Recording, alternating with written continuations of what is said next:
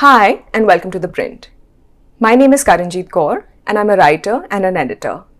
Let's talk today about why taxis are such a thorny issue in Goa. Over the past few weeks, the monsoon finally arrived in Goa, bringing relief to a parched landscape. But the rains have done nothing to cool tempers in the state. A few days ago, Goa's Health Minister, Arré, pompously rained fire and brimstone at the Chief Medical Officer of Goa Medical College. The minister was upset that the hospital had allegedly denied care to an elderly patient, without bothering to understand the facts first. The move bombed so spectacularly that it has managed to unite medical professionals across the country. But that melodrama was merely an appetizer compared to the full-course storm that has been brewing since late May. The Goa Transport Department dropped the live grenade of the draft Goa Transport Aggregator Guidelines 2025 in the official gazette. The guidelines are a regulatory framework for app-based taxis and include licensing fee, tariffs, and incentives. The government has also called upon any objections to be sent to the Transport Department within 30 days. If you've ever visited Goa or followed the state's soap-operatic socio-political events from the outside, you can probably predict what happened next. For years, tourists have lodged increasingly shrill complaints about the taxi mafia, charging exorbitant rates for short distances. They've also been caught in the crosshairs of taxi operators whose turf wars are part of the many unspoken rules governing the state. Just a couple of months ago, a viral video had circulated where a tourist at Mopa Airport had complained about being blocked by local taxi drivers from taking a rental car. Around the same time, a family from the United Kingdom spoke about physical intimidation and having to pretty much ransom their way out of a Varka resort when their pre-booked cabs were apprehended by taxi drivers stationed near the hotel. The situation isn't much better for Goan residents, who, in the absence of reasonable and reliable modes of commute, are equally hostage in this game of automotive roulette. Now, all these simmering grievances reached a rolling boil over the last year, when reports of sliding tourist numbers began to trickle in. Multiple factors have dented Goa's tourist appeal, but the taxi situation is the most visible and convenient target for blame. The government has desperately scrambled to manage the fallout by controlling the narrative, and the draft guidelines for app taxis is undoubtedly a step in that direction. Remember, this comes after an impressive string of false starts in 2014, 17, 19, and 2022. Naturally, taxi operators are up in arms. Dramatic scenes have unfolded from the north to the south ends of the state. Convoys of operators descended upon the Department of Transport office to submit their objections. They also met with local MLAs. At one such meeting, Yogesh Govekar, who is a prominent leader of the Taxi Owners Association and goes by the menacing nickname Mogambo, theatrically tore the guidelines. Another operator has threatened suicide. But strip away the theatrical protests and the taxi operator's desperation begins to make sense. Govekar's own story is an illustration of Goa's post-liberation transformation. Born in 1981 in Vagator, Govekar told me that his family could barely afford the uniform of the school he attended. The taxi business was his family's pathway out of poverty. Starting with a second-hand rental car business after graduation, Govekar has built a stable middle-class life. It's a familiar trajectory repeated across thousands of families. Goa's taxi operators trace their legitimacy to an unwritten social contract dating back to the early days of tourism. Journalist Gerard D'Souza explains in a detailed analysis that many of today's drivers descend from the landless peasant classes who worked the fields that were eventually sold to build hotels. When large resorts came up in places like Salsette in the 1980s, those who surrendered their land rights under the Agricultural Tenancy Act were promised they would benefit from tourism, either through jobs or through self-employment in transport. D'Souza writes, "At the core of the taxi operators' rent-seeking behaviors is a need to ensure that they get a share of Goa's tourism industry. When a huge hotel or other tourism-related establishment is set up in a village, the immediate profits go only to the landowner who sold the land for the hotel, while the rest of the village loses more than just a little. Be it sewage in the fields, water scarcity, or simply a loss of what was once a freely accessible open space, even though it was privately owned. Even though you didn't own all the land in the village, the entire village was in effect yours, in the sense that you would demand to have a say in what happens or doesn't happen within the territory. This is the backdrop to the concerns expressed by people like Govikar.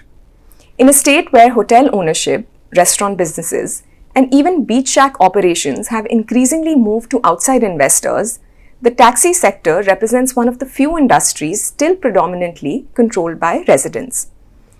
The economics that they are defending also have their own logic, however warped it may appear to outsiders. First of all, the per kilometer fare fixed by the government in Goa is much higher than in other cities. Goa's low population density means taxi drivers often have to deal with empty return journeys. So the high rates that tourists complain about are an attempt to compensate for the unique demand patterns of a small state. Govikar also points out that smaller operators like him cannot compete with the massive fleets operated by corporations such as Uber and Ola. Nor can they deal with the predatory pricing they introduce in any market. Govikar told me, "This will finish taxis and pilot businesses. The volume of business is already very low. Many politicians are behaving like sales representatives for app taxis. Tell me, didn't Campa disappear from the market when Coke was launched?" Despite valid concerns, sympathy for the taxi operator's plight evaporates quickly when your cab cancels on you for the fourth time in the middle of a rainy night. The legitimate anxieties of taxi operators are overshadowed by the methods of protecting their turf, which in turn have created a transport system that serves almost no one well. Jack Sukhija, president of the Travel and Tourism Association of Goa, speaks of the mental energy that tourists expend in planning a trip to Goa, especially when they are used to booking taxis in a few taps. He told me, "Tourist taxis are expensive everywhere, but you don't want to spend time worrying about whether the guy will show up or not." According to Sukhija, the taxi drivers are mistaken and likely haven't understood the guidelines. For starters, only Goa registered vehicles can be onboarded to the apps, and there are insurance incentives for drivers. He said, "Apps will allow taxi operators who often complain about empty returns to sweat their asset more. It will solve some of our parking woes. So it's a win-win for everyone." That said, tourist complaints, no matter how valid, pale in comparison to the daily transportation struggles faced by Goan residents. Take the example of Mosino Race, who, along with others, had launched one of the most prominent petitions for app-based taxis a few years ago. He speaks with the frustration of someone who has watched his home state become increasingly unlivable for locals. The petition had then gathered over 12,000 signatures. Race has been in this fight for nearly a decade. A former tourism industry professional, he understands all sides of Goa's transport equation. Race recalls a time in the 1980s when he had booked 6 luxury cars for his VIP clients, only for the guests to be forced into black and yellow cabs by the taxi cartel. He also points to the corruption that has become endemic to the system. Taxi operators, Race says, are more than just transport providers.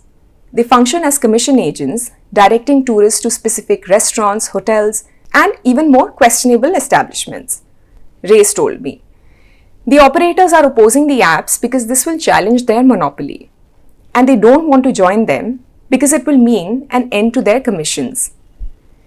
Beyond these worries are attendant ones about daily life. Race's frustration encompasses scenarios that will sound familiar to any local, like trying to get to a hospital in the middle of the night only to be told by taxi drivers that they don't want to make the trip, like watching tourist taxis occupy every available parking space in the city.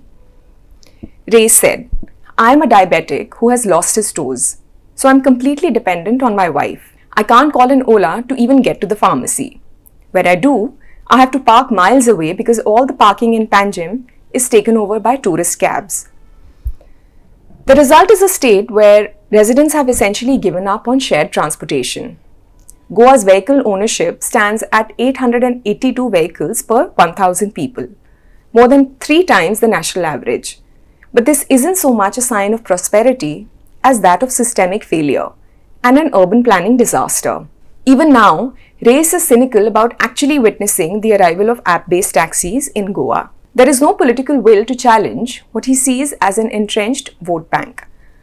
The taxi operators represent a significant political constituency that successive governments have been reluctant to antagonize. The tragedy is that even if app-based taxis do arrive in Goa, they're unlikely to solve any fundamental problems. Taxi operators will still struggle with the economics of low-density markets. Tourists might get convenience, but will pay roughly the same high fares.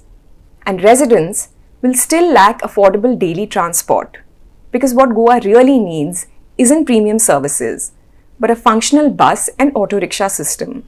The government's draft guidelines, while well-intentioned, are unlikely to result in any real impact, and we'll have witnessed another round of maximum conflict, minimal transformation.